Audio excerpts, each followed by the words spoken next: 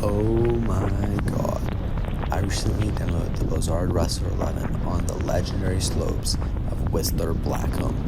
We had an extraordinary snowfall where we had powder over 80 centimeters deep, where I was doing knee-deep to waist-deep turns the whole day. And oh my god, there was no ski I could have wished to be on rather than the Blizzard Rustler 11. With its generous 112 millimeter waist width, offered unparalleled flotation and effortlessly kept me afloat amidst the deep powder. Oh my god, this ski, I can't even wrap my head around how good it was.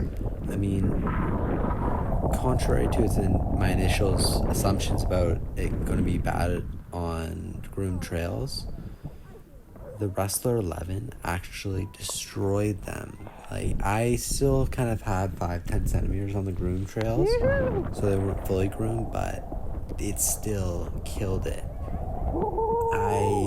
If you're often getting 10-20 centimeters a day when you're going up, maybe 30-40, this ski would be perfect. Oh my god, I just can't see a powder day where someone wouldn't want to be skiing on a ski like this.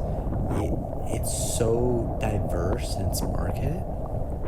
I think all abilities will be able to, I mean, maybe not beginners, but from a medium to intermediate to advanced to expert skier would love a ski like this.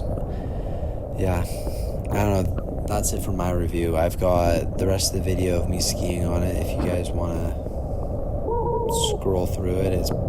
I am so in love with this ski. Thanks.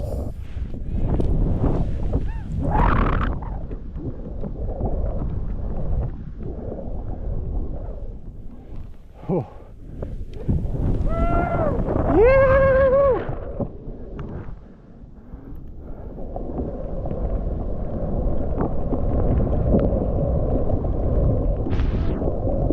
Unreal.